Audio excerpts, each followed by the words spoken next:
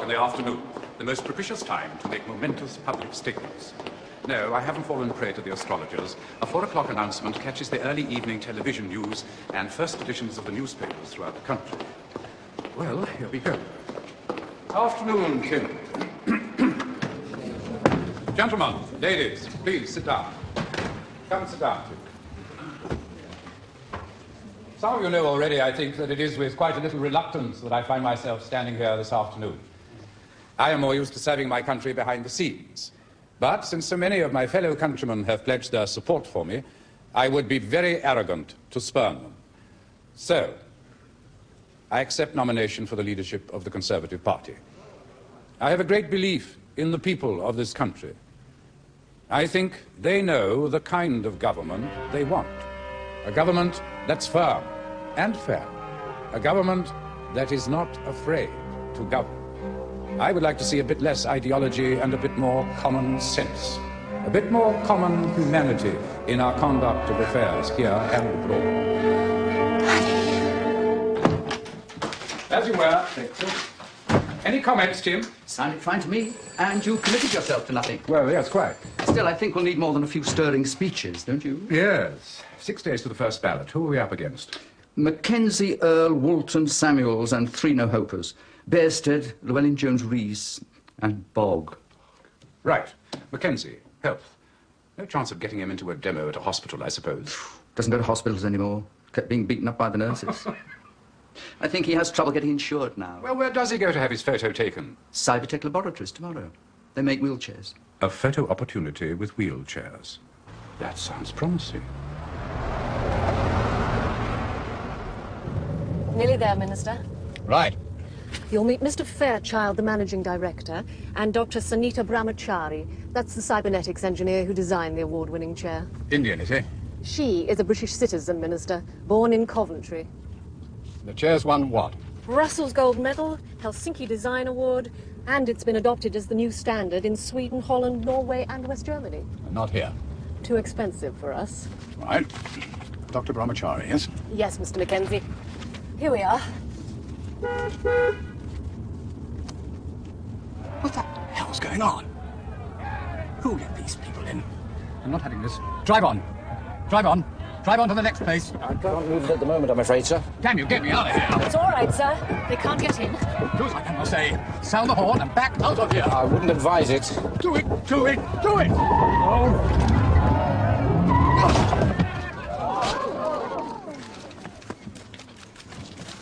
He's dead. Health Minister Mames cripple in hit-and-run incident. Oh, dear. Poor man must have panicked. Right. Next. Harold Earl. You got anything on him? There was a whiff of scandal about 10 years ago. Rent boy. In a train. To Red Hill. Yes. Wanted to sell his story, but we bought it and hushed him up. Bit dreadfully ungentlemanly to bring that up again. And a man's private life should be a man's private life, surely. On the other hand, getting sucked off for sixpence in a second-class compartment is hardly prime ministerial behaviour. Well, yes, you have a point there. I think we still have something in the file. Let's have a look.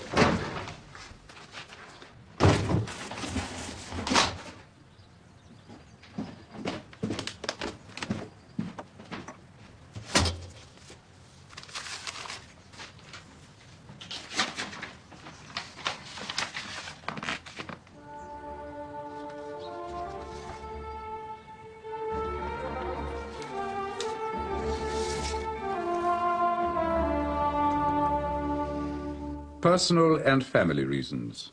Shame. His mother's in very poor health, I hear. Woolton and Samuels? Samuels is squeaky clean. He never seems to put a foot wrong. A lot of funny stories about Pat Woolton, but nothing we can really use. I've a lot of time for Patrick Woolton. Mackenzie was a fool and Harold Earl was a security risk. They had to be stopped for the good of the country. If either Samuels or Woolton emerges as a clear leader, I'll stand down. There's more to politics than personal ambition, Tim. It's a feature article. Well, 2 really, but you figure in both. Independent magazine are interested in downfall of the Prime Minister, and I've sold the Sunday Express colour mag an idea about, well, forgive me, it sounds a bit crude. MPs with sex appeal. Is that just too coarse and frivolous for you? Well, I don't know, it's, You've made your mark very quickly. Everyone agrees it was your question in the House that started the landslide. Clever as well as charismatic. The idea is, there are certain politicians who have that edge of authority and style, know how to seize the moment as it passes. And you certainly manage that. Just luck, I guess. No, I think both of us know it was more than that. Good contacts, for one thing. Who tipped you off about the health service, Steve? Come on, you know I couldn't tell you that. No, of course you couldn't. But you could help me guess. It had to be either someone from in the cabinet or someone in Smith Square, yes? Now, you've got lots of friends, but none of them are in the Tory cabinet. But you used to work in PR for Glick and Featherstone. And so did one or two people in the party publicity office. I think it's time to change the subject, Matty. Yes, of course. You tell Roger his secret is safe with me.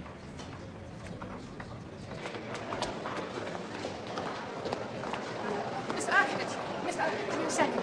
Fairly busy day, indeed. Yes, I know. First ballot of the voting tonight. I just wanted to wish you luck and ask you... Carry on, I'll catch you up. Bad time, Matty. I have to see you. It isn't just personal. Mrs. Urquhart is going down to the country tonight. Come late, after midnight, in a taxi. If there's a light over the door, drive on. No, that's all. No further statement.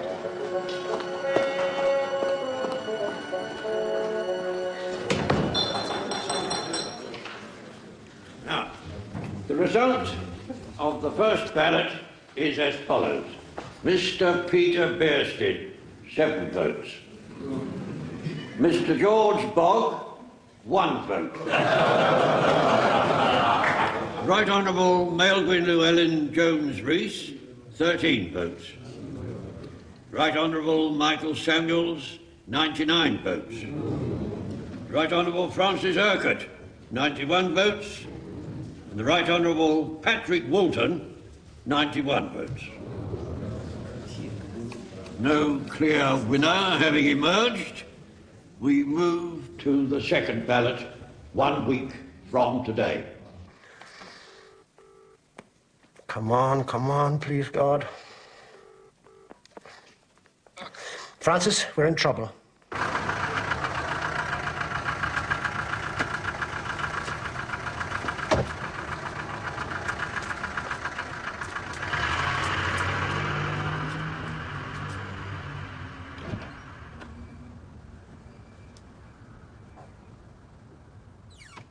I'm not at all pleased with you, Matty. In fact, I ought to be very angry indeed. Why? What's the matter? What have I done? Don't frown. I don't like it. I think you know very well what you've done. Talk to Kendrick. Yes. And Kendrick tipped O'Neill off. So making my task much more difficult. I had hoped to take him by surprise, but he was ready for me. I'm sorry. You promised to leave everything to me. You broke your promise. Yes, I'm sorry. It was stupid of me. I see that now. It's not a disaster. It simply means I'll need rather longer than I thought I would to win his confidence. That's not important. I feel so stupid. What is important is that you mustn't put yourself in danger, Matty. Roger O'Neill isn't a dangerous man, but his master is. Who is it? You know, don't you? At the moment, we haven't more than a shred of evidence, but you might be able to hazard a guess. Bilsborough. Lord Bilsborough plotting with Samuels. You might very well think that, Matty. You might very well think that. But you mustn't take any more of these risks, Matty. You mustn't place yourself in jeopardy. Will you promise me that? Yes. Yes, I promise.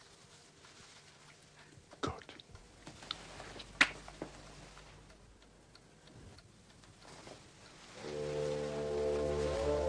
Playing with the hopes and dreams of a daughter. Now gentle, now hard. Rebuking and rewarding. Chastising and forgiving. The pleasures of a father of daughters. What greater power is there than that? Why should a man want more? Why should I yearn to be everybody's daddy?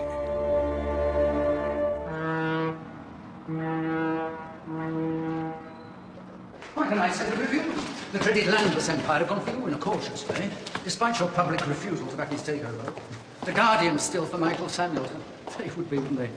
The Sun finds Patrick Walton most congenial. So do a lot of our parliamentary colleagues. You're not thinking of a get-together, are you?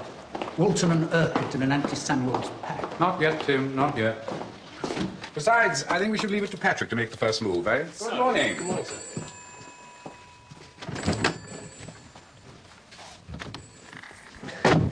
Sorry about this, but they know about the address in Praed Street. They've guessed about Kendrick. Look, Francis, you gotta help me. I can't take much more of it. It's not my line of... What are you doing? Francis, will you listen to me? I'm not gonna be a gentleman about this. If I go down, I'm going to spill the lot. No one's going down. No one's going to spill anything. You're going to come out of this with a knighthood, Roger. A knighthood. No one has a shred of proof against you, whatever they think they know. And no reputable newspaper will print the paranoid fantasies that girl is spinning. She's well known throughout the business as a hysterical, troublemaking bimbo. Nothing to worry about, Roger. All right? Oh, God, Francis. I'm not a well man. I'm not up to this. Listen. Go home. Let your girl look after the office. Better still, go down to the coast for a couple of days. Then come to my country place for the weekend.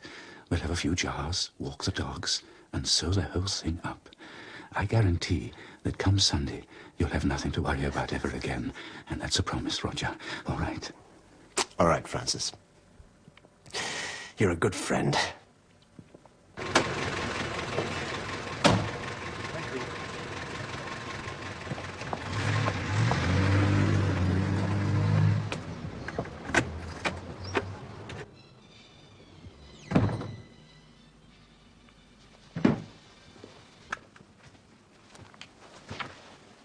Bad news?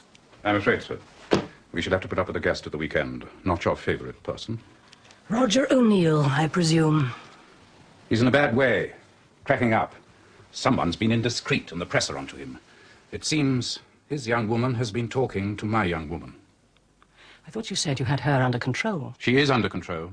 There is nothing to connect me with O'Neill, and no one knows he's coming down to see me. He's become a bit of a pest, hasn't he? Look, after this weekend, you'll have nothing to worry about. And what brilliant event happens this weekend? I can't tell You you. can't tell me. You haven't found someone else stupid enough to shack up with you. No. It's business, Penny. Business! This was the weekend we were going away. Oh, God. Ah, Penny, what can I say? Nothing. It doesn't matter. I don't care anymore because you're no fun anymore. You used to be such a lovely man. Now all you want to do is lie around, do drugs, pass out and piss your pants. Well, I was born for better things, Rog. Cheers, then. Penny, where are you going? Just back to your own flat, of course, bollockhead. And listen, you can ring me if you want and I will talk to you. But if you want to see me again, you've got to get your stupid head straight, all right? Oh, Penny, listen, please. Penny! Those who wish to wear their social consciences will support Michael Samuels. Those whose politics are of the gut reaction, free market buccaneering style need to look no further than Patrick Walton. Those who can't make up their minds will have an obvious choice in Francis Urquhart. Is that the Guardian? Not very charming about any of it. Oh, but it'll come out of it at least worse, Steph. At least they say I stand for something. No Tory MP wants to go back and face the local shark saying he voted with his social conscience or that he went for a non-entity. Francis Urquhart. Who's he? No, I went for Pat Walton. Bit of a rough diamond, but his heart's in the right place. Oh, that's what they say, is it? Stuff along those lines, yes. What's this? How the hell should I know? It's not a bomb or it would have gone off already. Patrick Walton in Congress. Are you sure? Not in conversation or at the European Congress? No, there's nothing else with it. Oh, bung it on. Let's see what it is.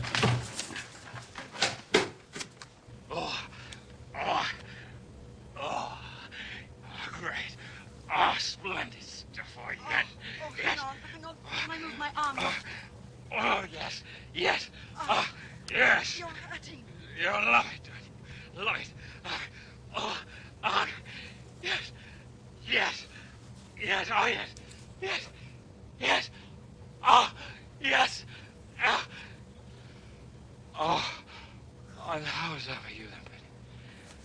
Oh, brilliant. Thank you, Pat. Good. Good, because you know what? I gave my bloody all, didn't I? I gave my bloody all. Penny.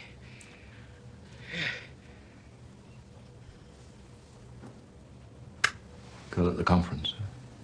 You know how it is. These things happen. Sorry, Stephanie. God knows how she... I'd never have thought her. I do realize these things go on.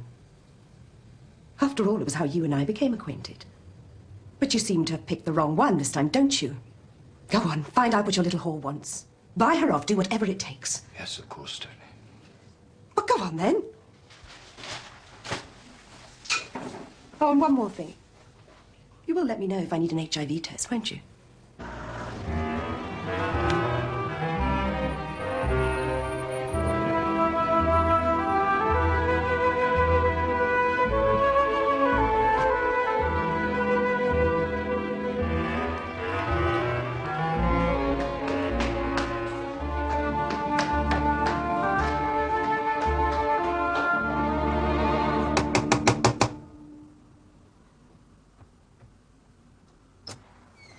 What was all that about, you little whore? I don't know what you're talking. Fine little bitch! Oh! Don't you touch me again! Now, what are you talking about? A tape purporting to be of you and me in Brighton on the job. My wife played it at the breakfast table. It must have bloody well been you who made it. It must have been you who sent it. I wouldn't want anyone to know I'd been with you. I didn't enjoy it. I hate to think about it. I'm not a whore. I don't blackmail people. I have all the money I need. I just wish I knew some people I could trust. If not you, who? Hello. It's for you. Wilton. Who's that? No one you know. Let's say it's a government health warning. In your case, there's no such thing as safe sex. In your case. The withdrawal method is the only viable alternative. I'm sure you understand.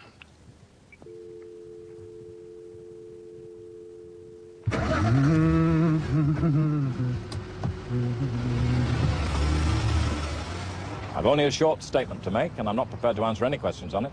As of this moment, I am withdrawing from the contest for the party leadership. I'm a practical man. I believe my friend Francis Urquhart has a better chance than I have of winning this election, and I'm not prepared to split the vote so that neither of us win. As of now, Francis Urquhart has my absolute support. And when he's Prime Minister, as I confidently expect he will be, I shall be proud to serve in his government. Thank you very much.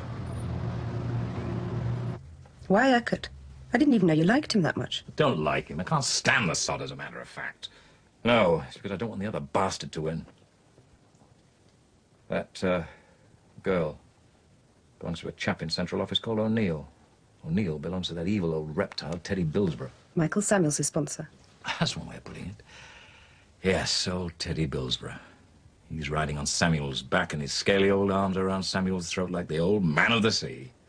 Yes, Samuels belongs to Billsborough, O'Neill belongs to Billsborough, the girl belongs to O'Neill, so ultimately she belongs to Billsborough, whether she knows it or not. What a charming world view you have, my darling. Everybody belongs to somebody. Everybody's somebody's property. I reckon I was nobbled by Billsborough in aid of Samuels, and one day I'll bloody prove it. Oh, and the other reason for backing Urquhart is he's the older man. Old farts stick together. Old farts die sooner. I'll be waiting in the wings. Don't you worry, I'll be back. I'm not at all pleased with you, Mattie. In fact, I ought to be very angry indeed. Why? What's the matter? What have I done? Don't frown. I don't like it. I think you know perfectly well what you've done. Talk to Kendrick. Yes. Kendrick tipped O'Neill off. What? How did you know? Sorry. You promised to leave everything to me. You broke your promise.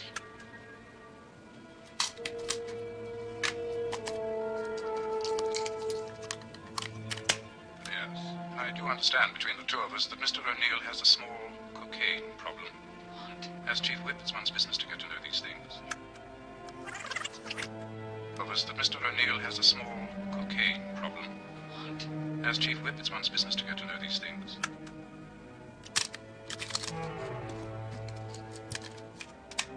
He owed someone a favor. You have to believe me, Mattie. Roger wouldn't hurt a fly. But he was already in the clinic, so somebody in this building It would have to be. made it look as if Charles Collingridge had been subscribing since January the 1st.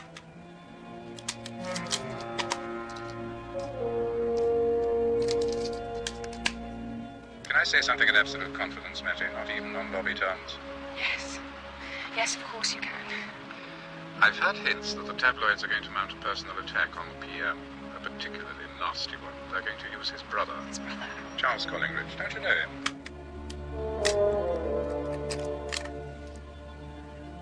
the 28th, you heard hints. Where from?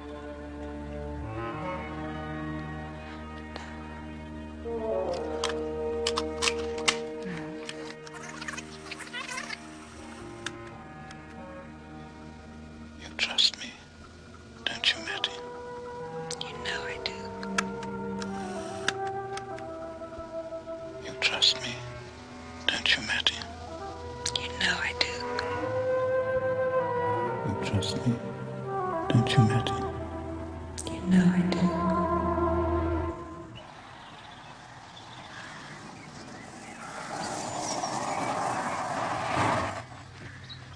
Roger, good man, you made it. Francis, you're a sight for sore eyes. Come on inside. It's a beautiful place you got here, Francis. Thank you.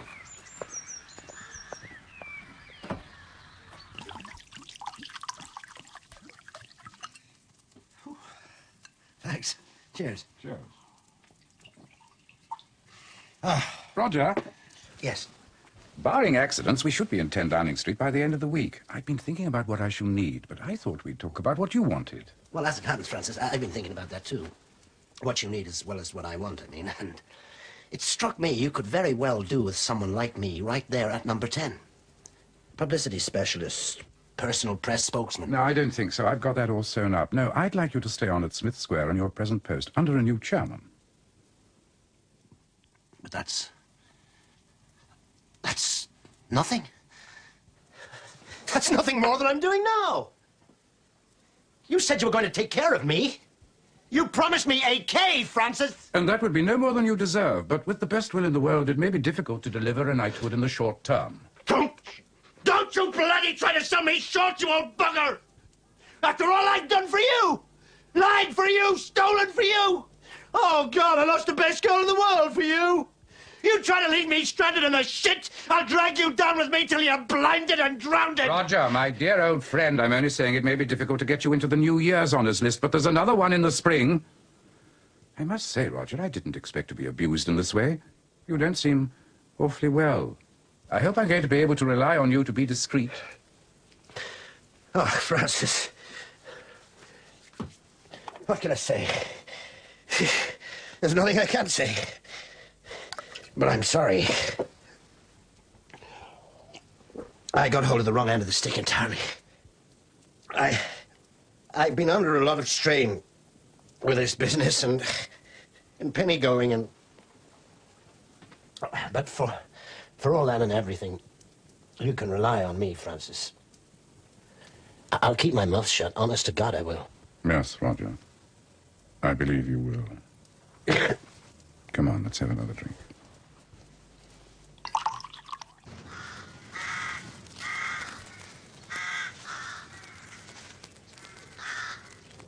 She loved me, that girl, Francis. And I loved her. Love her. Love her. She's gone. She doesn't work for me anymore. She's gone to work for another man. She asked me would I blame her. How could I blame her? The things I asked her to do were never in her job description. They should never be in anybody's job description except the job description of a whore. Sometimes I think we must all be whores now. Here's to being a whore. Except she had to, really. It never was my turn to bite the pillow. She doesn't love me anymore.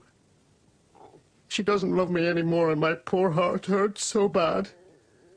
It really does hurt. Now, isn't that a funny thing?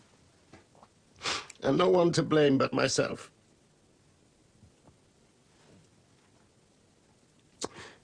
I mean, who would have thought I'd be where I am today? Did you dream of how your life would be, Francis? When you were a boy, with a boy's heart, I mean, is this what the good Lord meant for us? If you can look into the seeds of time and say which grain will grow and which will not. What? Nothing. I like whiskey. I sometimes wish I was an alcoholic. Life would be so simple. Getting hold of the other stuff is so tedious and time-consuming. It's a way of sodding life in itself. I wonder if it'll be any easier when I'm a knight. Sir Roger O'Neill. A 50-quid deal for Sir Roger O'Neill, and be quick about it, my good man. All I want is to be happy, you know that? And to have my lovely black girl in my bed again. Just for the cuddle. Just for the warmth. Now she's gone, I get so cold. Cold as stone. Right through to the bone.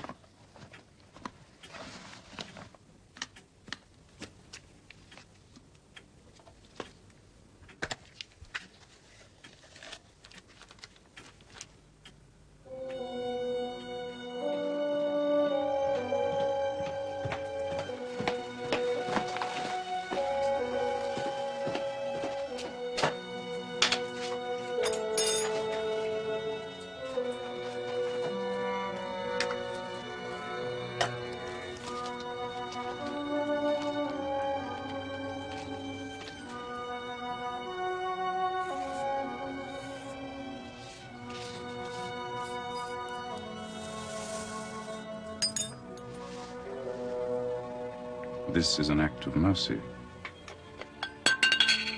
Truly, you know the man now. You can see he has nowhere to go. He's begging to be set free. He's had enough. And when he's finally at rest, then we'll be free to remember the real Roger. The burning boy in the green jersey. That legendary, fabulous sidestep. And the brave, terrified smile.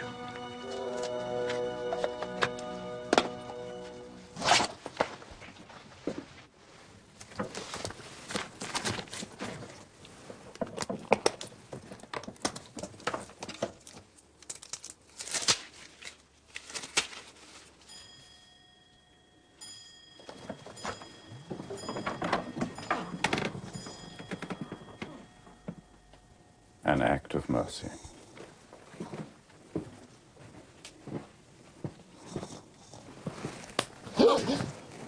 You've been asleep for hours, Roger. Huh? I'm sorry? It's 6 o'clock. Listen, there's a change of plan. The BBC are coming to film some domestic footage. I had to agree. Can't let them find you here. No. I'm afraid you'll have to get going straight away. I left it as long as I dared before disturbing you. Right. Now listen, go straight back to your flat and stay there. I'll contact you in the morning. Right. Look, Francis, Now listen, don't worry. Everything's going to be fine, Roger. Absolutely fine. Now, just a moment. There.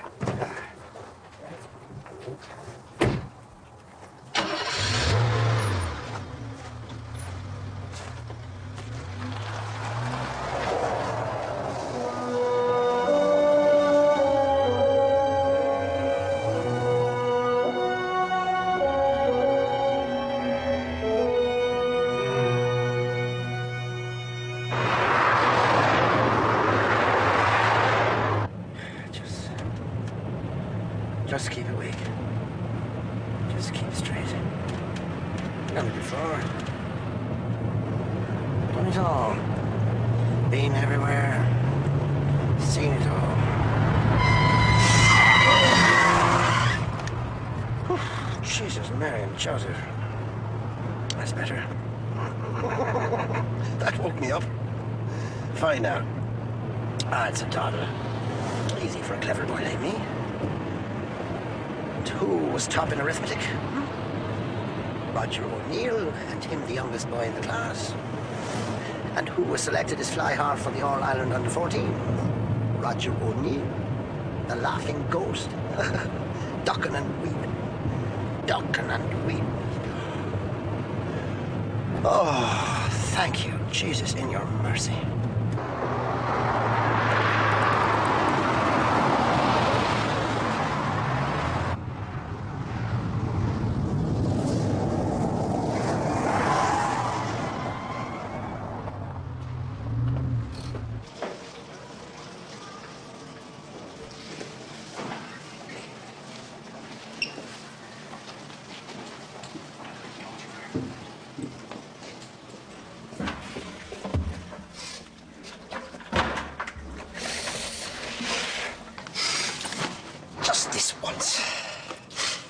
Be denied, it does you no good in the long run.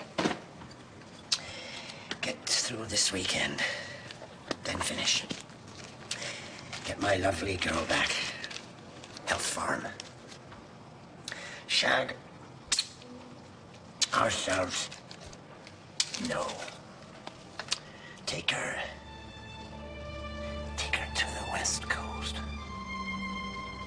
Galway. So beautiful there. See her eyes sparkle when she sees that sea, that sky. Ah, Jesus. Magic.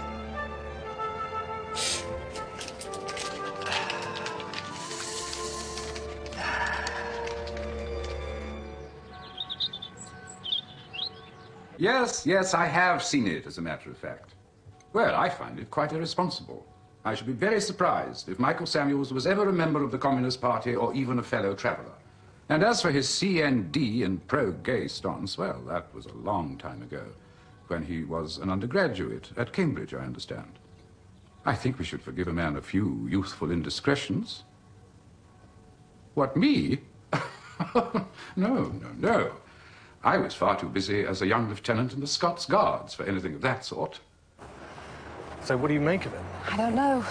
Nothing seems to make sense anymore. That file on Samuels was in central office. So, O'Neill again, I suppose. I suppose.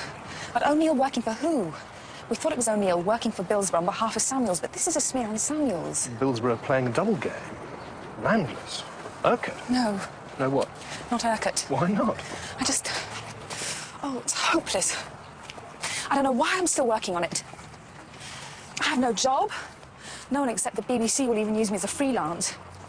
I just keep thinking, 2 days more.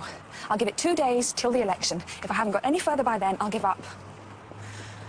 The infuriating thing is, I feel as if I already have the answer somehow.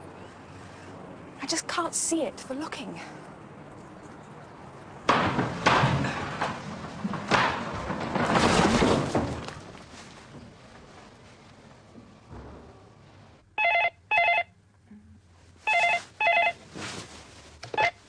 Seven 798. Matty, it's John. Oh, John, hi. Roger O'Neill's dead. What? It's just come in. The Southampton police found him in a toilet on the M27 at about 4:30 this morning. Drug-induced heart failure, apparently. Sorry, looks like that's that. God, I feel so bad about this. You see, I checked him in. The job and him both. I couldn't go on with him like that. I thought if I left him, he could get himself straight. I know he can do it. I mean... God, I'm sorry. That's okay. He could be such fun, you know. He didn't give a bugger. He was such a wicked man. Do you know what he was doing in Southampton? He was supposed to be spending the weekend with someone. Wouldn't say who. I'd left him, and I was ringing him up 3 times a day just to make sure he was all right. Do you know why he died? What do you mean? He had heart failure or someone sold him some bad stuff. What does it matter now? He's dead, isn't he? He was being used by someone. That's why he involved you. I think he was being blackmailed. He wasn't the only one. I went with Pat Walton at the party conference. Someone made a tape of us and sent it to Pat. God.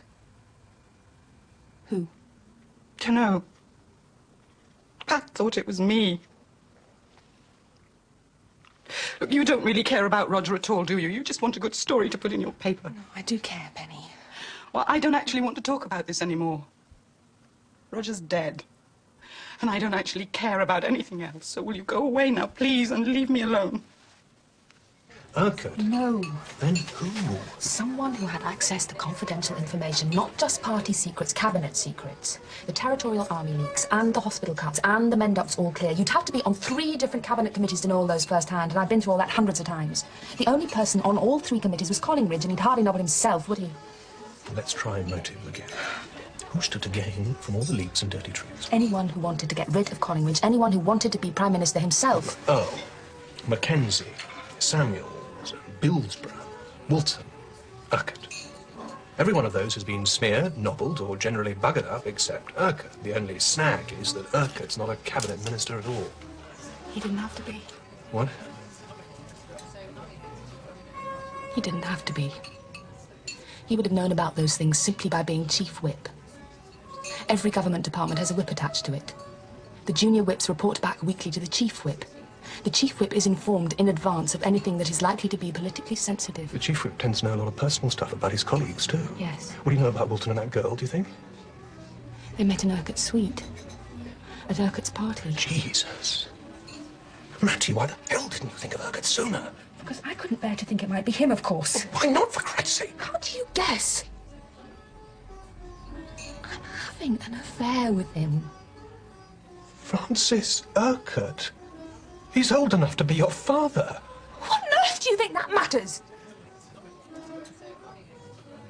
I'm in love with him. Penny, you know you met Patrick Walton at Francis Urquhart's party. Did anyone arrange that meeting? Roger did. Look, did you come all this way just to make me start crying No, again, or of course what? I didn't. Listen. Do you think Roger might have been acting for someone? I know he was. He didn't say who, though. Could it have been Francis Urquhart? Did he and Roger know each other well? I don't think so. Roger was doing some work for him recently. Urquhart was angry with him, some sort of cock-up over computer files. Penny, you know Urquhart has a country house? Yes. Do you know where it is? I used to have the number. I used to have all the cabinet private numbers, but I handed the list in when I left. No, hang on. I could give you the code. It was my PIN number. 0703.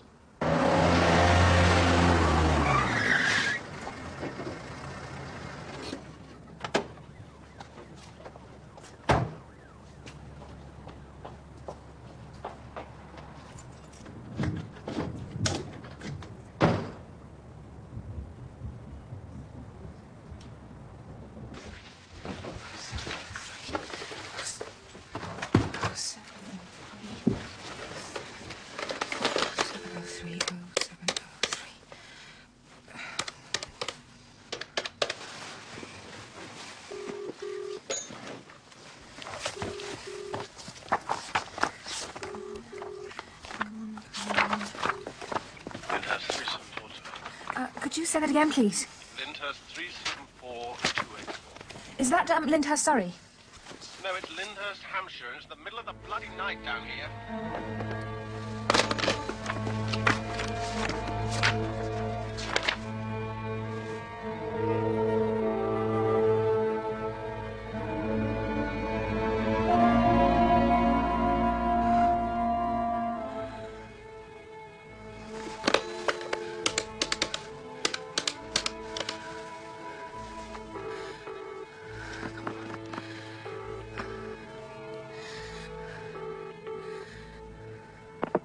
Hello? John, the motorway service is where Roger O'Neill was found. What? The motorway service is where Roger O'Neill was found. It's only 8 miles away from Urquhart's country house.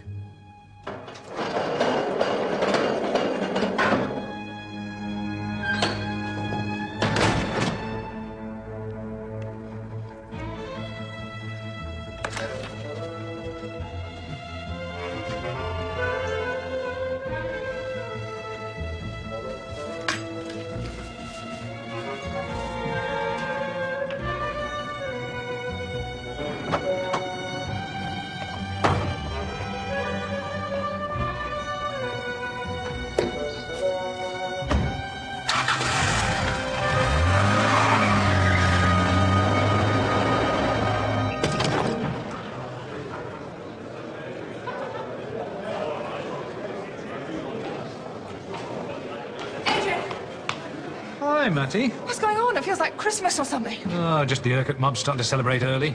Already? Yeah, looks like it's the year of the whip.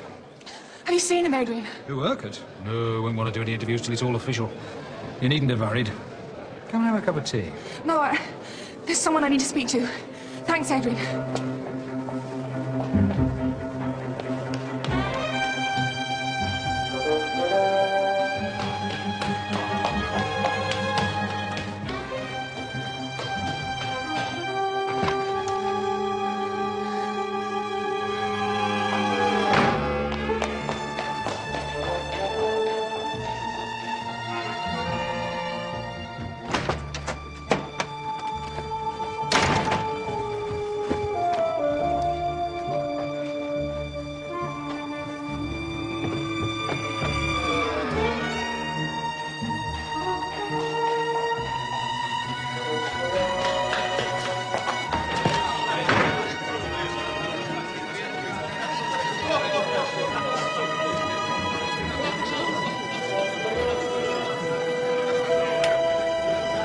I believe you're looking for Francis Urquhart.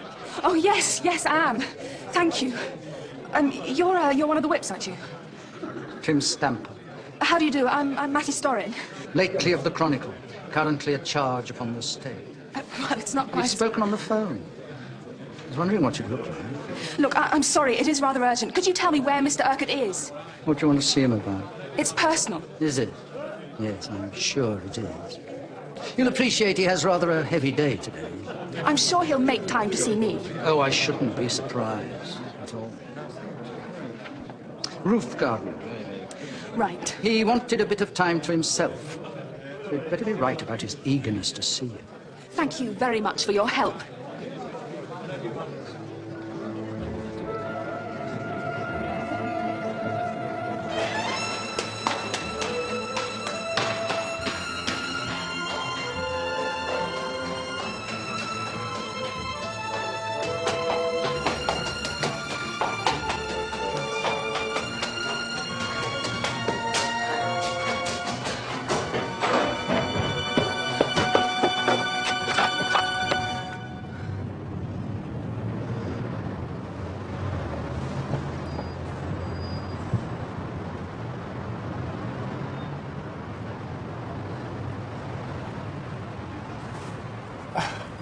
Matty. Little Matty. Do you know, I was just thinking about you. No, I don't think you were. Indeed, I was. I was thinking that now the struggle seems to be over, I could do something to help you. Matty, is there something the matter? Is there anything I can do? You're upset about something, aren't you? What is it, Matty? Tell me it isn't true. What? Tell me it isn't true. Tell you what isn't true. I need to know what you're talking about, Matty. I have many talents, but I'm not a mind reader. That you're the one. That you were the one all the time. The one who put Collingridge and his brother in the frame. The one who leaked the embarrassing documents. The one who tried to have me frightened off. The one who killed Roger O'Neill. Tell me it isn't true. Tell me. Matty. Matty. Look at me. Come on now. That's better. You trust me, don't you? Did you? Did you kill Roger O'Neill? Matty, have you any idea at all how much this pains me? I feel for you very deeply. I can't bear to be the object of your suspicion. I trusted you, Matty. Why couldn't you trust me? I wanted to. I still want to. Do you, Matty? I love you. Tell me properly. Call me Daddy. I love you, Daddy. I just want to know. What? Did you kill Roger O'Neill? Yes. How? Rat poison. He had to be put down. It was an act of mercy. He's at peace now. Nothing more to fear. Matty. What? Matty. What? Can I trust you? You know you can. Oh, Matty. It gives me such pain to say this. But I don't believe you. I don't believe I can trust you.